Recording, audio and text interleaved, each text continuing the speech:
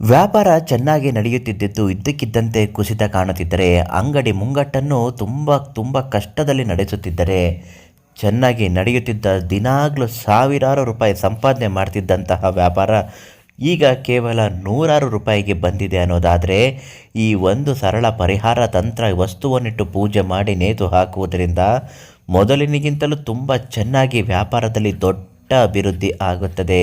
ಸಾಲದ ಒತ್ತಡ ಸಮಸ್ಯೆಗಳು ನಿವಾರಣೆ ಆಗುತ್ತದೆ ಮತ್ತು ವ್ಯಾಪಾರ ಮತ್ತೆ ದೊಡ್ಡ ಮಟ್ಟದಲ್ಲಿ ಸಾಗುತ್ತದೆ.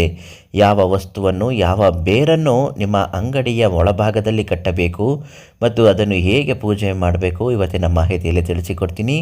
ಅದೃಷ್ಟ ನಿಮ್ಮ ಜೀವನದಲ್ಲಿ ಜೊತೆಗೆ ಬರಬೇಕು ಅಂದರೆ ಈ ತಕ್ಷಣ ಪಂಡಿತ್ ಯಶವಂತರಾವ್ ಗುರುಗಳಿಗೆ ಒಂದು ಕರೆ ಮಾಡಿ ಸಕಲ ಸಮಸ್ಯೆಗಳಿಗೂ ಶಾಶ್ವತ ಪರಿಹಾರವನ್ನು ತುಂಬ ಚೆನ್ನಾಗಿಯೇ ಹೇಳುತ್ತಾರೆ.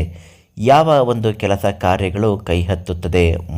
ಮೊದಲನೇದಾಗಿ, ನಿಮ್ಮ ಅಂಗಡಿಯಲ್ಲಿ ವ್ಯಾಪಾರ ನಿಂತು ಹೋಗುತ್ತಿದ್ದರೆ ಅಥವಾ ತುಂಬ ಕಡಿಮೆ ನಡೆಯುತ್ತಿದ್ದರೆ, ನೀವು ಕಮಲಾಕ್ಷಿ ಗಿಡದ ಬೇರು ತುಂಬಾ ಅಪರೂಪ, ಇದೆಲ್ಲೂ ಸಿಗಲ್ಲ. ಸಿಕ್ಕಿದ್ರೂ ಕೂಡ ಪೂಜೆ ಮಾಡಿಕೊಡುತ್ತಾರೆ.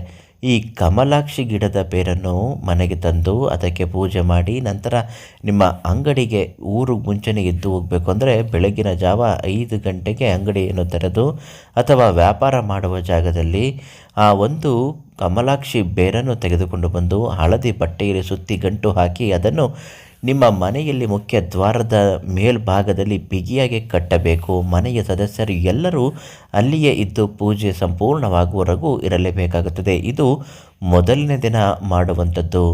ಇನ್ನು 2ನೇ ದಿನ ಪೂಜೆ ಮಾಡಿದ ನಂತರ ನೀವು ನಿಮ್ಮ ಬೇರನ್ನು ತೆಗೆದುಕೊಂಡು ಬಂದು ಅದನ್ನು ನಿಮ್ಮ ದಿಂಬಿನ ಕೆಳಗಡೆ ಇಟ್ಟುಕೊಳ್ಬೇಕು. ನಂತರ ನಿಮ್ಮ ಅಂಗಡಿಗೆ ಅದನ್ನು ಮತ್ತೆ ನೇತು ಹಾಕಬೇಕು ಅಥವಾ ಮನೆ ಇದ್ದರೆ ಮನೆಯಲ್ಲಿ ನೇತು ಹಾಕಬೇಕು.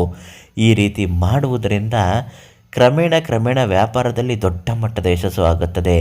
ಈಗ 500 ಅಥವಾ 1000 ರೂಪಾಯಿ ಸಂಪಾದನೆ ಮಾಡುತ್ತಿರುವ ಜಾಗದಲ್ಲಿ 5,000 10,000 ಸಂಪಾದನೆ ಮಾಡುವಷ್ಟು ಜನಾಕರ್ಷಣೆ ತುಂಬ ಚೆನ್ನಾಗಿ ಮಾಡುತ್ತೆ.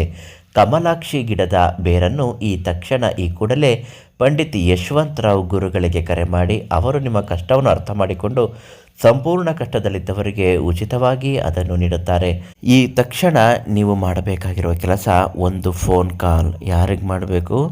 ಯಶವಂತರಾವ್ ಗುರುಗಳಿಗೆ ಮಾಡಬೇಕು. ಅವರು ನಿಮ್ಮ ಸಮಸ್ಯೆಯನ್ನು ಖುದ್ದಾಗಿ ಬರೆದು ಅದಕ್ಕೆ ಪರಿಹಾರವನ್ನು ತುಂಬ ಚೆನ್ನಾಗಿ ಹೇಳ್ತಾರೆ.